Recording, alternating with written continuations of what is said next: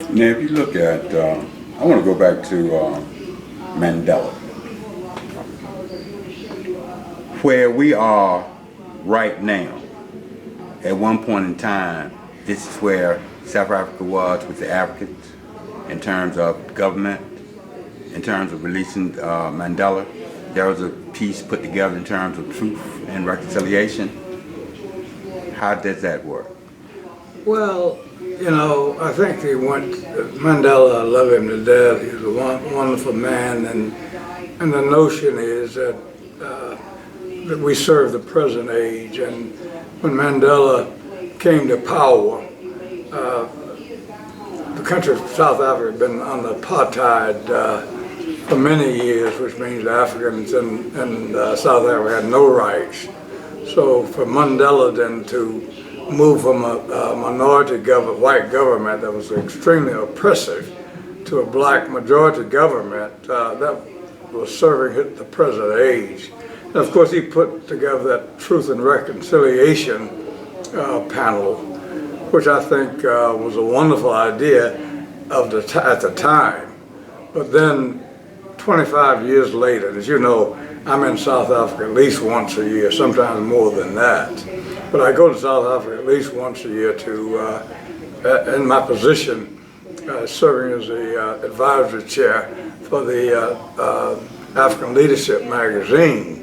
And we award in Johannesburg, South Africa, the award for the outstanding African man, outstanding African woman, and outstanding African business person of the year. So 25 years after black rule, over 80% of all the land and the wealth is still in control of the white minority.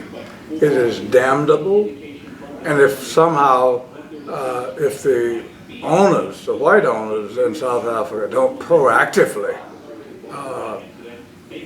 surrender the land, and of course there's a call by the EFF under the young leader was the African National Congress youth leader, but then somehow he was kicked out of his position by then President Zuma, who I think is a man that is vastly wealthy, as is the case of the current president of South Africa, Mr. Ramaphosa, vastly wealthy. And we hear a lot about Soweto. Soweto, of course, is a suburb of Johannesburg, and it's terrible. It's a black enclave. But even more damnable than Soweto is a portion of the city of Johannesburg called Alexandria, which is not fit for human, for people who live there. And so when you have wealthy people like President Zuma of the past, and it's obnoxious when you look at his estate, obnoxious. And then again, Mr. Ramaphosa, how can you lead where you don't follow? And the average South African still, is not much better than being on apartheid. So the Truth and Reconciliation Commission that Mandela put in place did not really address some of the fundamental economic situation in South Africa. And so unless the white South Africans are willing to forego the 80% plus ownership of the property in South Africa, that could still very well be a bloodletting in South Africa. Which don't happen, but people are yearning now, for equity and equality, and I don't think that's too much to ask. Now, I want to go back. During Lyndon Johnson presidency, you had the race riots, but at the same time he came out with are you familiar with the Kerner Commission report? Oh, absolutely. Well, Separate but unequal. talk to me about that report, and that was 50 years ago. what has changed, what we need to do, what needs to be done that wasn't done. You know, just going back a little bit further, I was in Madrid, Spain, when I got the news that JFK, John Kennedy, had been assassinated in Dallas. And I got the shocking news that the president had been assassinated. And of course, everybody knew Lyndon Johnson, because Lyndon Johnson was quite a colorful man that talked like I talk. Some you can't put on camera. But I remember before flying back to D.C., the body of JFK being on the plane when he took the oath. And when he took the oath, he kind of shocked me when he became the president of the United States. And then he said, he added on, "And we shall overcome," which is the theme of our movement. We shall overcome. And you talk about the Connor Report and so forth, but look at the personality of Lyndon Johnson. Now, Lyndon Johnson, almost like J. Edgar Hoover, had a book on everybody. He was a ruthless man, right? And so you were able to do what John Kennedy could never have done. And so, but he made a commitment that we're going to change some things in the United States as respect with African Americans. And of course, during that time, Dr. King was on the scene.